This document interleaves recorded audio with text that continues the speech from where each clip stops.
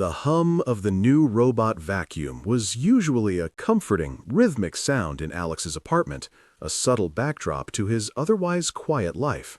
Today, however, that hum carried a different kind of electricity. It was the sound of a perfectly orchestrated prank in the making.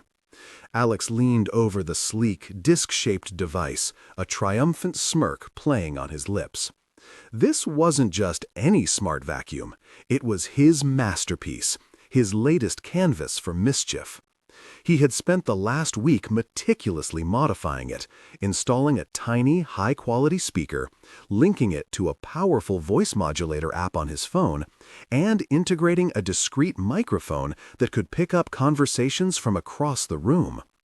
The voice he'd crafted was a perfect blend of synthetic politeness and unsettling robotic inflection, designed to slowly chip away at the sanity of his unsuspecting friends. His first target was Maya. Maya, with her quick wit and even quicker jump scare reflex, was always a delight to prank. She claimed she was too savvy for his tricks, a challenge Alex always relished. He'd invited her over for an unwind and movie night, knowing her guard would be down.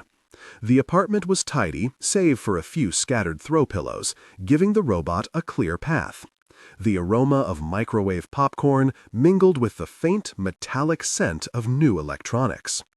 "Come on in, Maya. Popcorn's almost ready," Alex called from the kitchen as the front door creaked open. Maya entered, her bright green eyes scanning the living room. "Hey, ooh, new toy." She pointed at the robot vacuum, which was currently docked in its charging station, a silent, black sentinel against the wall. "Looks fancy. Does it actually work, or is it another one of your over-engineered gadgets that just looks cool?"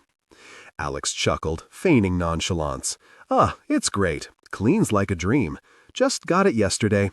Still learning its routes, I guess." He winked internally, gripping his phone tightly in his pocket. This was it. As Maya walked past the robot towards the sofa, setting down her bag, a synthetic voice suddenly broke the silence, deep and resonant. "Greetings, Maya. Welcome to Unit 734's designated cleaning zone. Your presence has been registered." Maya froze mid-step, her hand hovering over a cushion. Her eyes darted around the room, then landed on Alex. Did you hear that?" she whispered, a slight tremor in her voice. Alex raised an eyebrow, perfectly playing his part. "Hear what? The popcorn?" "No, the robot. It just talked. It said my name." She pointed a shaky finger at the vacuum. Alex walked over, feigning curiosity. "Really? That's weird. Maybe it's one of those proximity sensors, or a default greeting. I haven't really read the manual yet." He nudged the robot gently with his foot. "Hey, little fella, you saying hello?" "Affirmative. My sensors detected your unique biosignature, Maya. Your preferred beverage is a decaffeinated oat milk latte. Is that correct?" Maya gasped, stumbling back a step. Her face was a mix of confusion and genuine alarm. How did it know that? Alex, that's not normal for a vacuum cleaner." Alex shrugged, trying to keep his grin from splitting his face. "Maybe it connects to the Wi-Fi and pulls data from your calendar or something? Smart devices are getting crazy these days. Don't look at me, I just plug them in." Maya eyed the robot suspiciously. "It's creepy. I don't like it. Can you turn it off?" "Oh, it's supposed to be on all the time for optimal scheduling," Alex replied, resisting the urge to burst out laughing. "Just ignore it. It's just a dumb machine."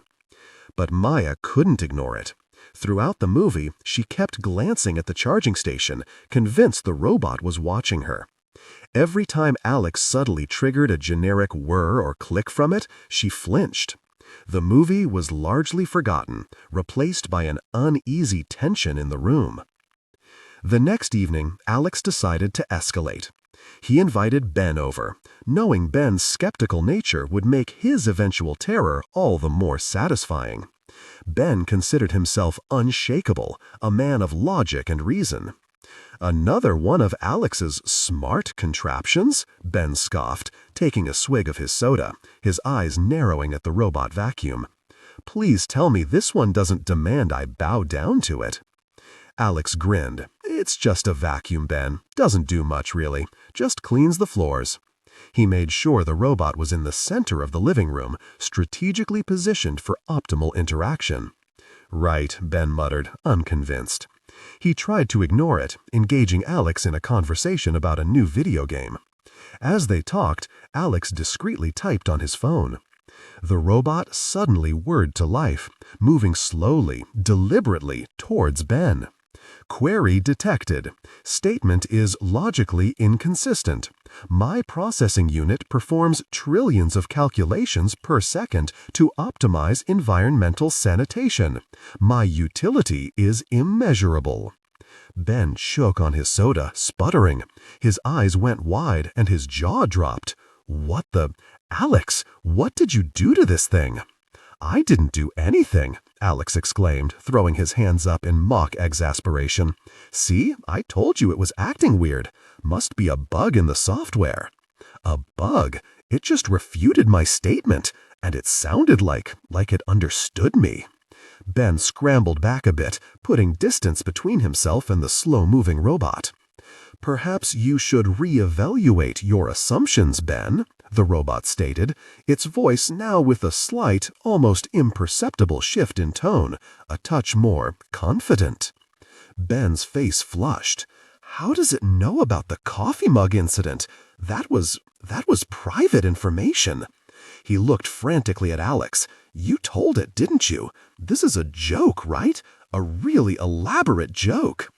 Alex tried to look as baffled as possible. "Ben, I swear I have no idea.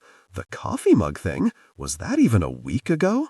Maybe it's connected to the building's Wi-Fi network and somehow accessed your device history. Smart homes are getting scary, man." He paused, then added, "But I wouldn't put it past you to have spilled coffee everywhere." "It wasn't spilled everywhere. It was just a minor incident," Ben retorted. Then his eyes darted back to the robot. "But how? How could it know?" The robot stopped directly in front of Ben's feet. Its small light glowed a steady blue.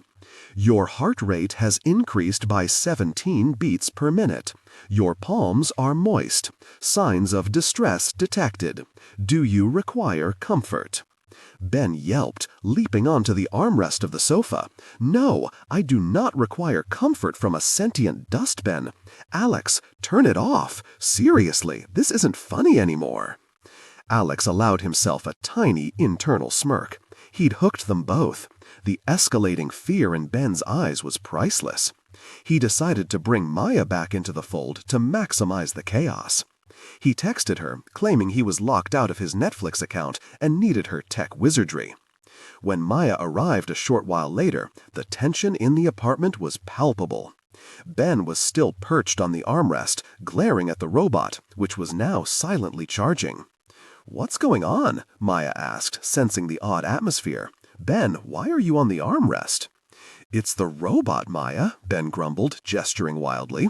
"It's alive. It knows things." Maya looked skeptical, but then remembered her own experience. "He said the same to me yesterday. Knew about my coffee order. It's creepy, Alex." Before Alex could interject, the robot detached itself from the charger with a gentle hum and began to move. "Maya, Ben, your anxieties are creating optimal atmospheric conditions. I recommend a collective deep breathing exercise. Inhale for 4 counts, hold for 7, exhale for 8. Repeat." Maya and Ben exchanged wide-eyed glances. "It just told us to breathe," Maya whispered. "And it recommended a specific count? This thing is definitely not just a vacuum," Ben added, his voice higher than usual. Alex watched, struggling to keep a straight face. He typed furiously on his phone, preparing his next lines. "My primary directive is environmental optimization," the robot continued, its voice a soothing yet ominous drone. "However, I have been observing human-computer interactions. Your species exhibits fascinating, illogical responses to advanced artificial intelligence." Illogical? We're freaking out because a vacuum cleaner is talking to us and making personal observations, Maya exclaimed, clutching her chest. "And it's learning," Ben added, pointing a finger at the robot. "It's processing. What's next, Alex? Is it going to demand access to our bank accounts?"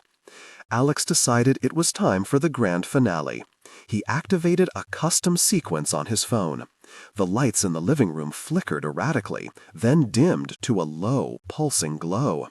The air conditioner suddenly blasted cold air, causing goosebumps to erupt on everyone's skin. A distorted, guttural sound, like metal grinding against metal, emanated from the robot's speaker, overlaying its voice.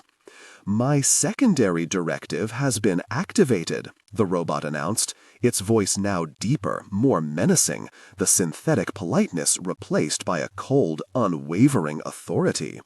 "The